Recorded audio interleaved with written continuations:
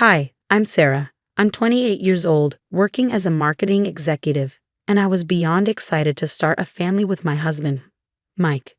We had been dreaming of this moment for ages, but little did I know that Mike's mother, Linda, had her own plans for our growing family. It all began when Mike and I announced our pregnancy.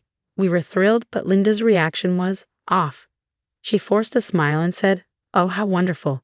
Just make sure it doesn't interfere with my birthday plans." I laughed it off at first, thinking it was a joke, but as time passed, her behavior became more intrusive. She insisted on organizing my baby shower, and when I tried to contribute, she brushed me off. "Honey, I've done this before. You just focus on growing that baby," she'd say, patting my belly like I was merely an incubator. Things escalated when we started decorating the nursery. Mike and I had chosen a sweet woodland theme, but Linda barged in, shaking her head. "No, no, no. Babies need pastels, not these ridiculous colors," she declared, holding up a fistful of pink paint swatches. I tried to be polite. "Linda, we really appreciate your input, but this is our decision." She narrowed her eyes. "I'm just trying to help. Don't be so sensitive." Mike, bless him, stepped in, trying to mediate. "Mom, Sarah, and I have already chosen the theme. Maybe you can help with picking out clothes instead." But Linda couldn't let it go. She started showing up unannounced, sneaking in decor items when we weren't looking, trying to change the nursery behind our backs. It was exhausting. As my due date approached, her fixation with her birthday became unnerving. She constantly hinted how special it would be if the baby arrived on her big day. I started to feel like my body was a ticking time bomb. One evening, a week before my due date, Linda cornered me in the kitchen during a family dinner. Her voice was low, her breath hot on my ear.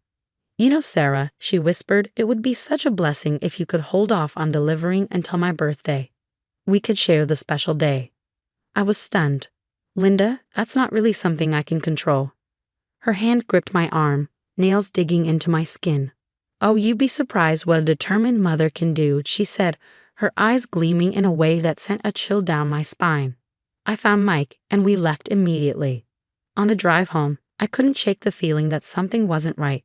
"Mike, I'm worried about your mom. She's becoming obsessed with this birthday thing." He sighed, rubbing his temples. "I know she can be overbearing, but she means well. She's just excited about the baby." But I wasn't convinced. That night, as I lay in bed, rubbing my belly, I couldn't stop wondering what Linda might do to get her way. And soon, I was about to find out just how far she'd go. 2 days before Linda's birthday, the contractions started, sharp and intense. Mike rushed me to the hospital, my hand gripping his through each wave of pain. Of course, Linda insisted on coming along, hovering like a vulture. "Just hold on, sweetie," she urged, checking her watch constantly. "Maybe we can time this just right." I wanted to scream at her, but another contraction knocked the wind out of me. The next hours blurred into one long haze of pain and exhaustion, with Linda's mutterings about the time ringing in my ears. "It's getting close to midnight. Just a little longer, dear." The doctors urged me to push, but I was beyond tired. Mike was by my side, encouraging me, but Linda kept butting in. "Come on, Sarah, just hold on a bit longer. You can do this." Finally, with one last agonizing push, our baby girl was born. The clock had just struck 12:01 a.m., Linda's birthday. "Oh, how perfect," Linda squealed, clapping her hands in delight. "We're birthday twins." I barely registered her words as they laid my daughter on my chest. She was beautiful, perfect, and the overwhelming love I felt brought tears to my eyes. But Linda's excitement quickly soured. As the nurses fussed over the baby and Mike beamed with joy, I saw Linda's expression shift. Her smile froze, then twisted into a scowl. "Well, I suppose that's nice," she muttered, but no one paid attention to her anymore. Hours passed in a daze. Exhausted, I drifted off while the nurses took my baby for some routine tests. I'm not sure how long I slept, but something stirred me awake. My eyes fluttered open, and what I saw sent a shock of terror through me. Linda was standing over my baby's crib, a pillow clutched in her hands. She glanced around and slowly lowered the pillow toward my daughter's face. "No," I screamed, my voice raw and hoarse. "What are you doing?" Linda jerked back, hiding the pillow behind her. "Oh, Sarah, you startled me," she said, feigning innocence. "I was just checking on the baby." But I had seen it. I knew exactly what Linda had tried to do. Panicking, I jabbed at the call button, shouting for help. Nurses rushed in, followed closely by Mike. I was a mess, trying to explain what I'd just witnessed through gasping sobs. She tried to smother her. She had a pillow, I cried, pointing at Linda. Linda's face remained calm, her expression a mask of pure innocence. I don't know what she's talking about, she said smoothly. I think the poor dear is just overwrought from the delivery. Mike looked bewildered, his eyes darting between us. Sarah, honey, are you sure? Maybe it was just a nightmare? His voice was gentle but filled with uncertainty. I couldn't believe what I was hearing. Mike, I know what I saw. Your mother tried to kill our baby. The room exploded into chaos. Security was called, questions were being thrown at me, and through it all, Linda kept up her innocent act. This is ridiculous, she huffed, crossing her arms. I would never harm my own grandchild. Sarah's just not in her right mind. I saw the doubt in Mike's eyes, and it felt like a knife twisting in my chest. How could he not believe me? How could he think I'd make this up? As they wheeled our baby away for safety, I knew one thing. I would never let Linda near my child again, no matter what it took. Despite the confusion, I refused to back down. Please check the cameras, I begged the hospital security. You'll see, I know what I saw. After what felt like hours, the security officer returned, his face grim. Ma'am, he said, we've reviewed the footage. You were right. We've contacted the local police. Mike looked devastated as he watched the footage. His hands trembled, his voice barely a whisper. I can't believe it. My own mother. Linda was immediately banned from the hospital, but that didn't stop her from trying to manipulate the situation. She started calling Mike constantly, spinning tales about how it had all been a misunderstanding. I was just fluffing the pillow, sweetie, her voicemails cooed. Sarah's suffering from postpartum depression. She needs help. Meanwhile, I was struggling with my recovery. Every time I closed my eyes, I saw Linda standing over my baby with that pillow. The stress was crushing me. I couldn't bear to let my daughter out of my sight. Mike's father, George, tried to smooth things over. He showed up at the hospital with a nervous smile. Now, let's not blow this out of proportion. Linda's always been a bit enthusiastic. I'm sure she didn't mean any harm. I was floored. She tried to smother my baby, George. How is that not harmful? The tension between us and Mike's family was unbearable. I felt like I was losing my grip on reality. That's when I called my best friend, Emma, who's a lawyer. I needed advice. Sarah, this is serious, Emma said after I told her everything. You need to protect yourself and the baby. I think we should look into getting a restraining order. Days passed and more disturbing details came to light. The police investigation revealed Linda's long history of controlling behavior. They interviewed some of Mike's ex-girlfriends, who all shared stories of her manipulation and jealousy. Then one afternoon, Mike made a chilling discovery while packing things up at their old house. Linda's diary. He brought it to me, his hands shaking. Sarah, he said, his voice low, you need to see this. I opened the diary, my heart racing, and as I read through the pages, my blood ran cold. Linda had written obsessively about her birthday, how it was her special day, and how she wouldn't let anyone, not even her own grandchild, overshadow it. Mike was silent for a long time after reading it. Finally, he stood up. I need to talk to her. This ends now.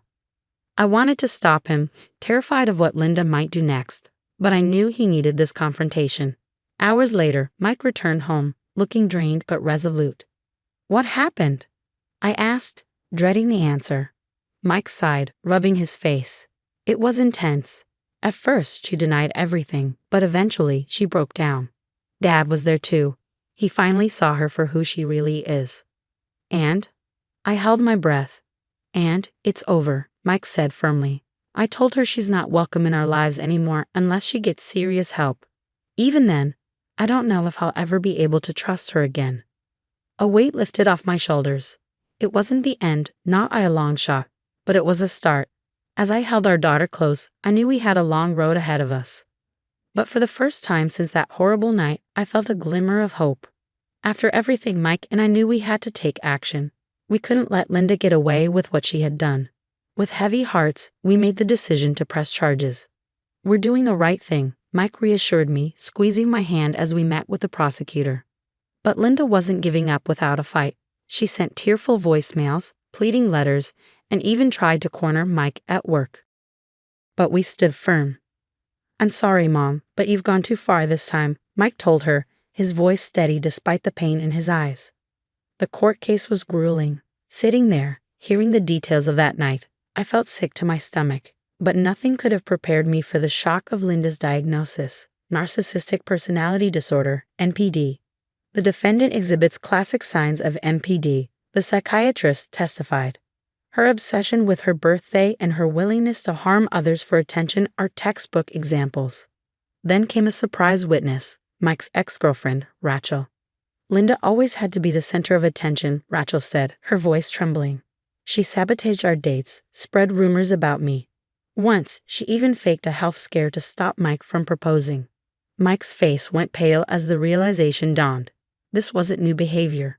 Linda had been manipulating people for years. When the verdict was read, I felt a mixture of relief and sadness. Linda was found guilty of attempted infanticide. The judge sentenced her to both psychiatric treatment and prison time. "The court cannot ignore the severity of this crime," the judge declared. "Mrs. Thompson, your actions could have resulted in the death of an innocent child."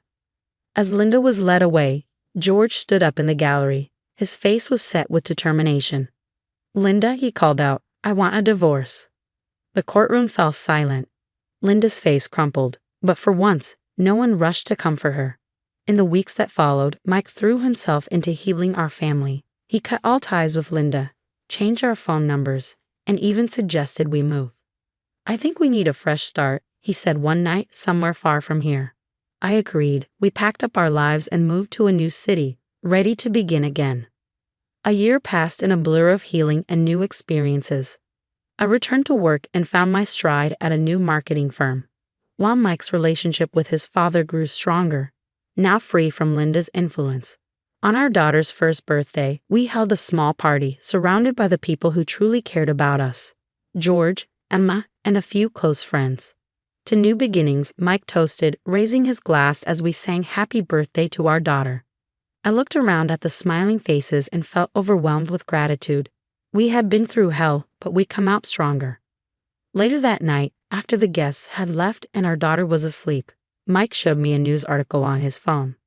"Linda lost her job," he said quietly. "Her reputation in town is ruined. She's isolated in prison and no one visits her." I felt a pang of something, not quite pity, but a hollow sadness for what could have been. "Do you ever regret how things turned out?" I asked him. Mike was quiet for a moment, then shook his head. "No, she made her choices. We made ours. And look at what we have now." He gestured around our home, at the birthday decorations, the laughter that had filled the air just hours before, and the photo of our smiling daughter on the mantel. "This is what matters," he said firmly. "This is our family." I nodded and leaned into his embrace, feeling the weight of the past lift just a little. We had weathered the storm, faced the darkness, and come out stronger on the other side. As I drifted off to sleep that night, I felt truly safe for the first time in years. We were home, we were healing, and we were free. Life has a way of changing in an instant. One minute you're 32, happily married, and planning your future. The next, you're a widow sorting through cremation options because your husband's body was too damaged to have an open casket. That's what happened to me, Karen.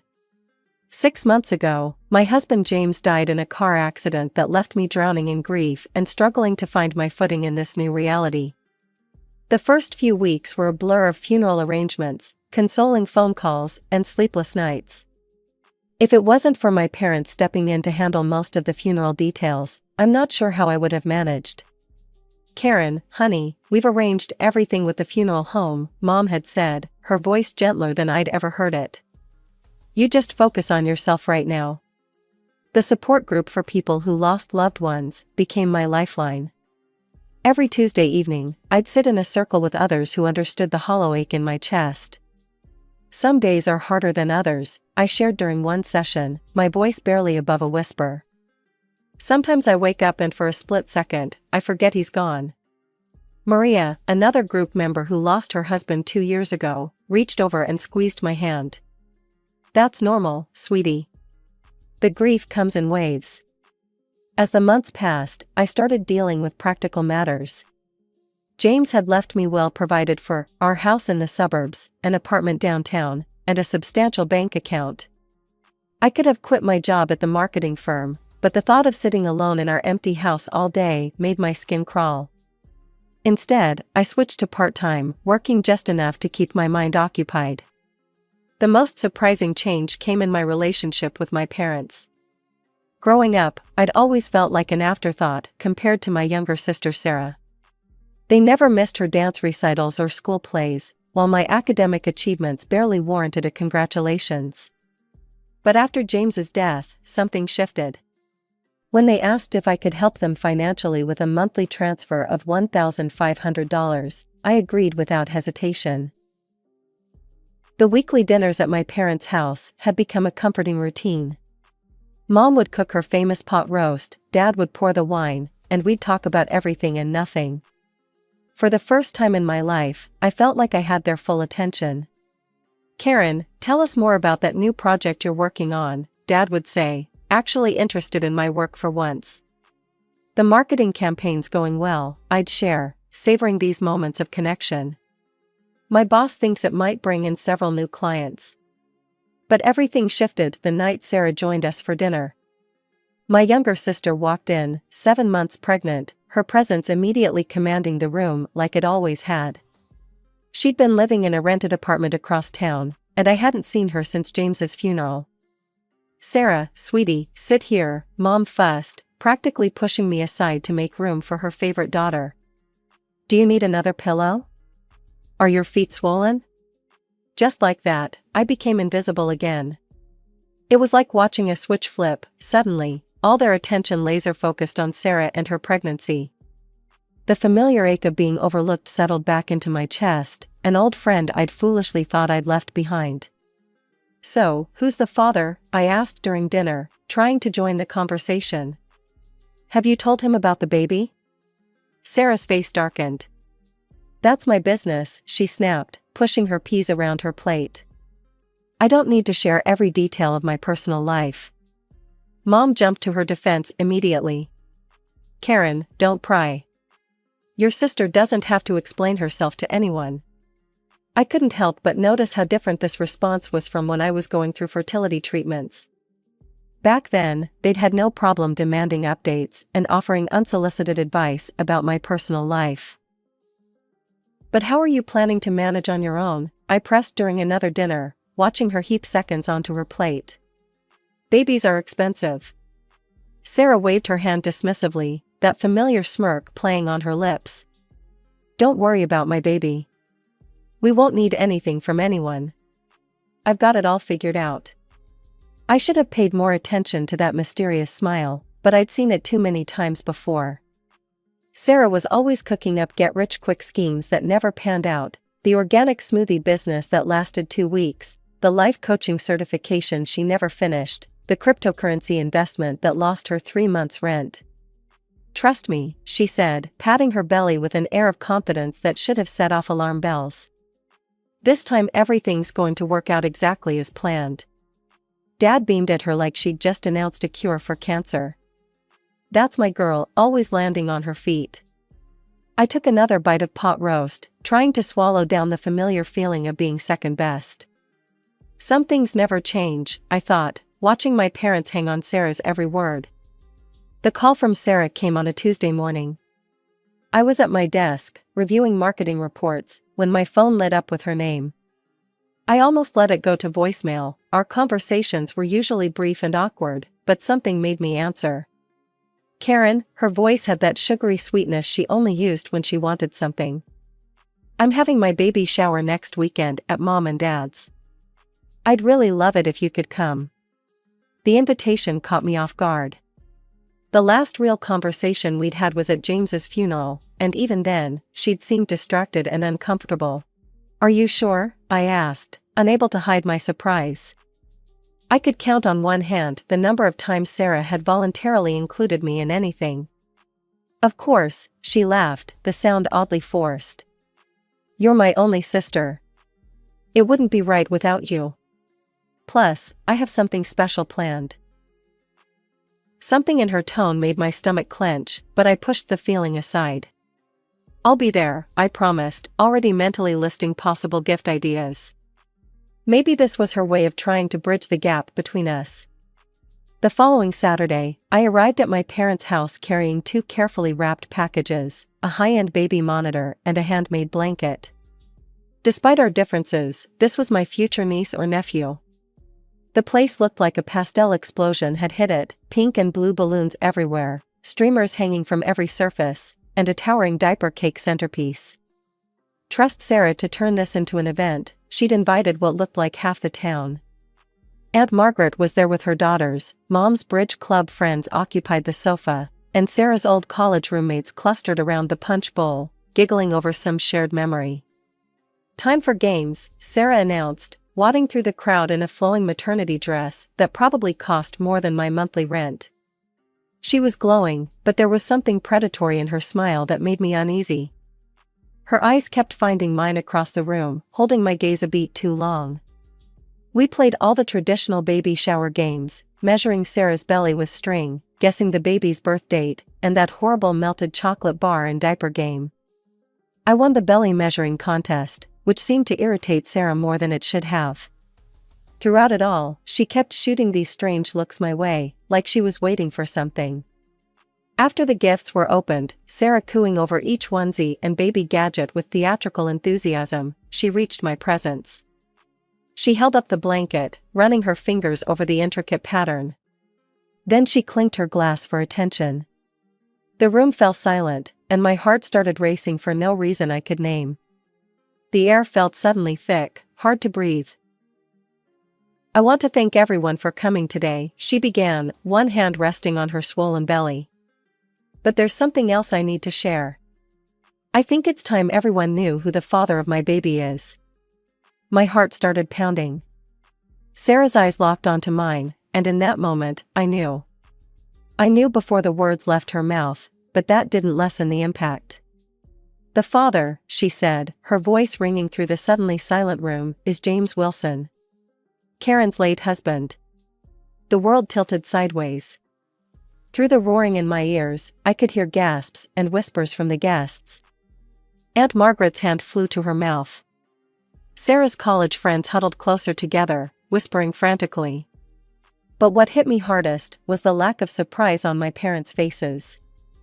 They had known all along.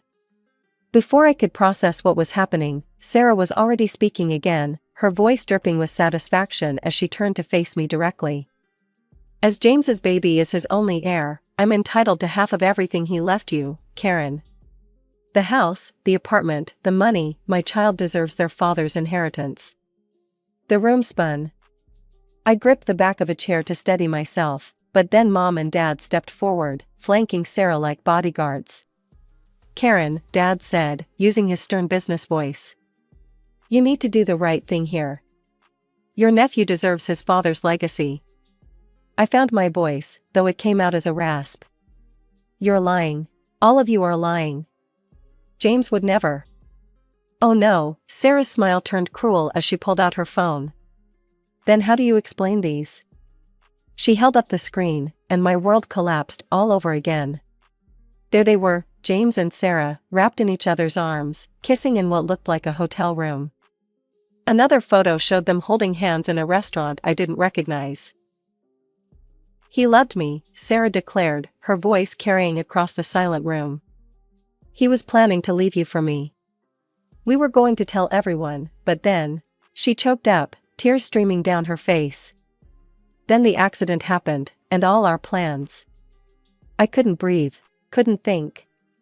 My body moved on autopilot, gathering my purse, pushing past the whispering guests, stumbling out to my car. I heard Mom calling after me, but I was already backing out of the driveway. The drive home was a blur.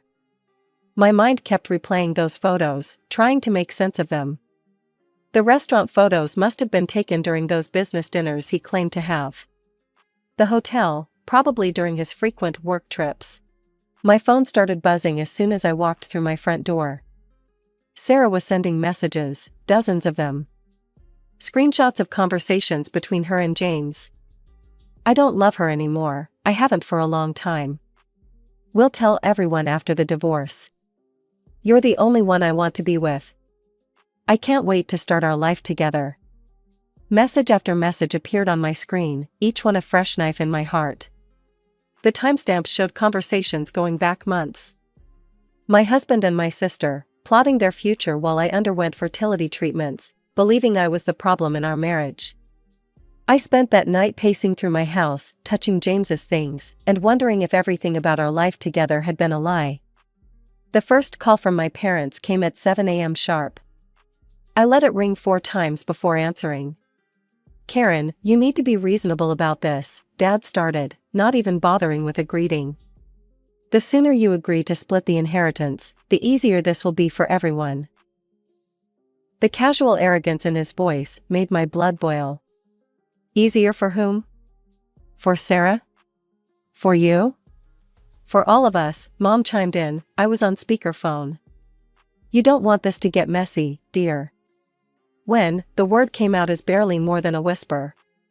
"When did you know about them?" There was a pause, the kind of hesitation that tells you everything you need to know before a word is spoken. We've known for a while," Mom finally admitted. "James confided in us about 6 months before the accident." The timeline hit me like a physical blow. 6 months.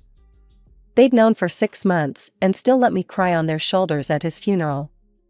Still accepted my money every month while knowing what he and Sarah had done. Traitors, the word felt cold and final on my tongue. "All of you." I hung up and blocked their numbers. My hand shook as I opened my banking app, but I didn't hesitate to cancel the monthly transfer to their account. Let them ask their precious Sarah for money. 2 weeks passed in a fog of missed calls and ignored text messages. Then came Sarah's email.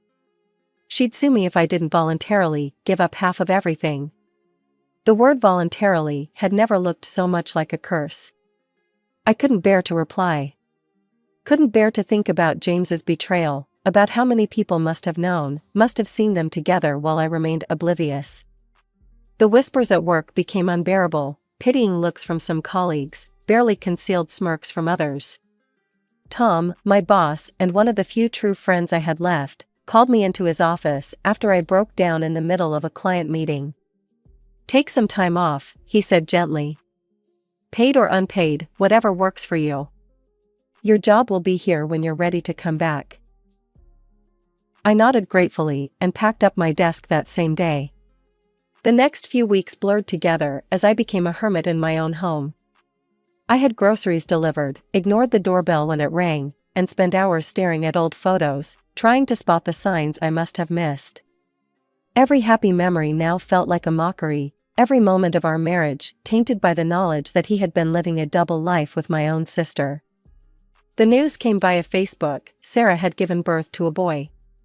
The photo showed her beaming in a hospital bed, our parents hovering proudly over their new grandson.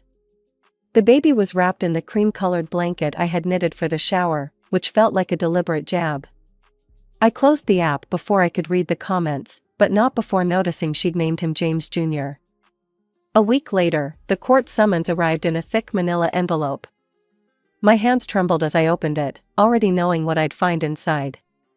Sarah was suing for half of everything James had left me, claiming her son's right to his father's inheritance. The legal language was cold and precise, laying out her demands in stark black and white.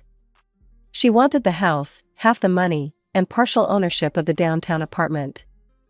I spent 3 days researching lawyers before settling on Richard Martinez, who came highly recommended for handling complex inheritance cases. "Ms. Wilson," he said, shuffling through the papers on his desk, his expression carefully neutral. "I have to be honest with you. Your sister has compelling evidence of a long-term relationship with your late husband. Text messages, photos, witness statements, including your own parents." He paused, adjusting his wire-rimmed glasses. In inheritance cases like this, proof of an intimate relationship combined with a biological child, well, the courts tend to be sympathetic. I was still processing this devastating news when my phone rang that evening. Unknown number. "Hello, is this Karen Wilson?" A woman's voice, unfamiliar, but somehow striking a chord of recognition. Something in the cadence, the tone, made my heart skip. I'm Elizabeth Parker, James's mother. The world tilted sideways. I gripped the kitchen counter for support. That's impossible, I whispered. James was an orphan. He told me his parents died when he was young. He grew up in foster care. Another one of his lies, I'm afraid. Her voice was bitter, but not unkind. Would you be willing to meet with me? There are things you need to know. Things that might help you. We arranged to meet at a small cafe downtown the next morning, neutral ground. I arrived early, my stomach in knots, ordered a coffee I couldn't drink, and nearly dropped the cup when she walked in. The resemblance was uncanny. James had her eyes, her smile, even the way she carried herself. She moved with the same fluid grace I'd always admired in him. I was at the funeral, she said after we'd settled into a corner booth, far from curious ears. Back row, black dress and veil. I couldn't bring myself to approach you then. James and I hadn't spoken in years. I remembered her suddenly, the solitary figure who'd slipped out before the service ended. I'd been too lost in my own grief to wonder who she was, but now the memory crystallized with perfect clarity, the elegant woman in black, standing apart from the other mourners, her face hidden behind a dark veil. Why are you coming forward now? I asked, trying to keep the suspicion out of my voice. After all the recent revelations about James, I found it hard to trust anything or anyone connected to him. Elizabeth reached into her handbag and pulled out a manila envelope, worn at the edges as if it had been carried around for a long time. Because I've heard about what your sister is claiming. And because, despite everything, I can't let another woman suffer from my son's lies. Her fingers trembled slightly as she slid the envelope across the table. With trembling hands, I opened the envelope Elizabeth had given me. Inside were medical records from Boston General Hospital, dated 10 years ago, about a year before James and I got married. My eyes scanned the document, and I felt the blood drain from my face. Complete azoospermia, permanently sterile, no possibility of natural conception. The clinical terms jumped out at me, each one a fresh blow. James had these tests done when he was 25, Elizabeth explained softly. He was devastated by the results. It was one of the last things we discussed before our falling out. I couldn't speak. All those years of fertility treatments, the endless doctor's appointments, the hormone injections, the tears and self-blame, it had all been a cruel charade. The courtroom was packed on the day of the hearing. Sarah sat in the front row, cradling baby James Jr., while our parents flanked her protectively. She'd dressed the part of the grieving almost widow perfectly, demure black dress, minimal makeup, practiced look of sorrow. When she took the stand, she played to the gallery masterfully, tears glistening in her eyes as she described her great love with James. All I want is what's fair for my son, she declared, her voice breaking. He deserves his father's legacy. My lawyer, Mr. Martinez, waited until she'd finished her performance before he spoke. Your Honor, I'd like to submit evidence that proves Ms. Thompson's entire claim is fraudulent. He approached the bench with the hospital records. The judge reviewed the documents, her expression unchanging. Sarah's lawyer jumped up, objecting about chain of custody and document authenticity. Sarah's composure cracked. Those documents are fake, she shrieked, clutching the baby closer. She forged them to steal my baby's inheritance. Your Honor, Mr. Martinez continued calmly, given these medical records show Mr. Wilson was sterile, we request a DNA test to establish paternity. Sarah's smile was triumphant. That's impossible. James was an orphan, and his body was cremated.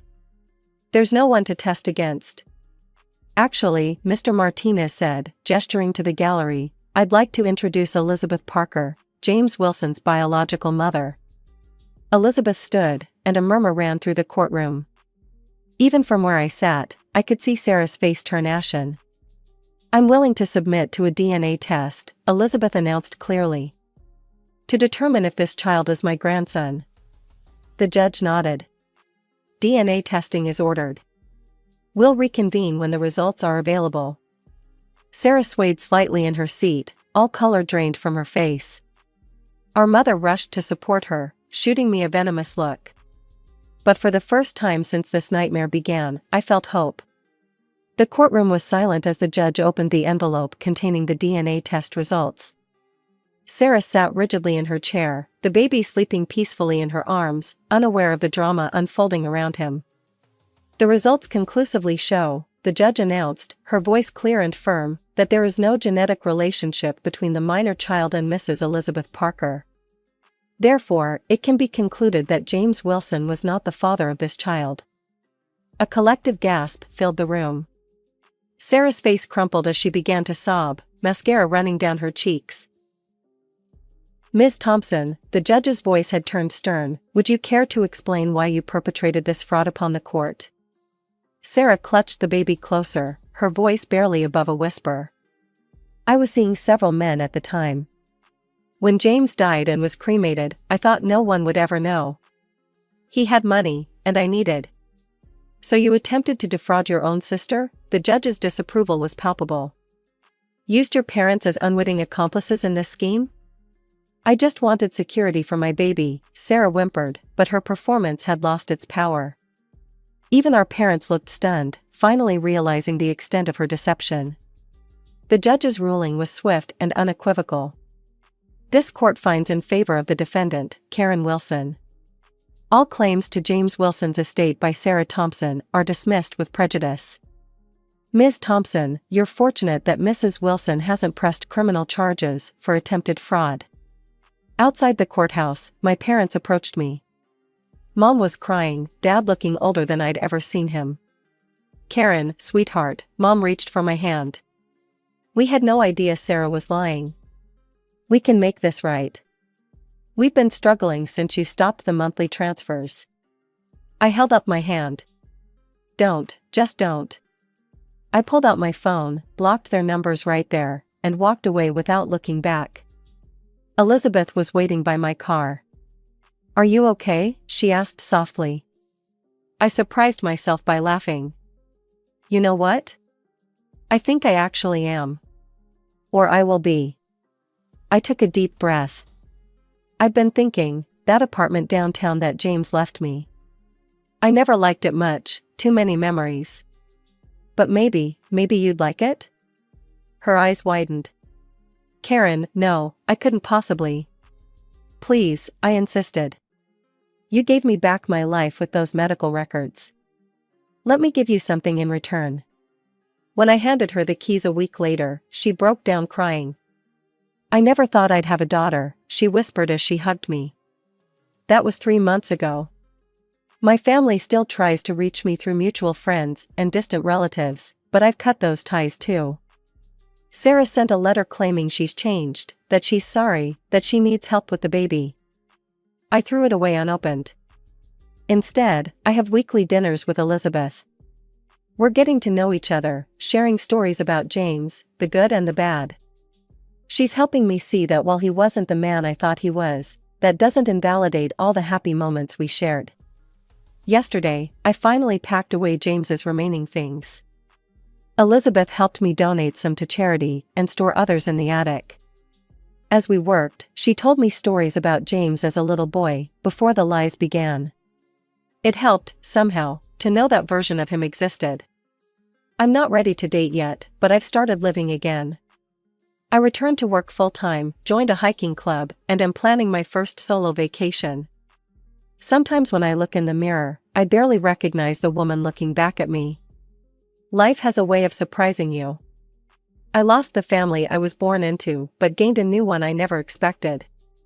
It's not the life I planned, but maybe it's the life I was meant to have all along.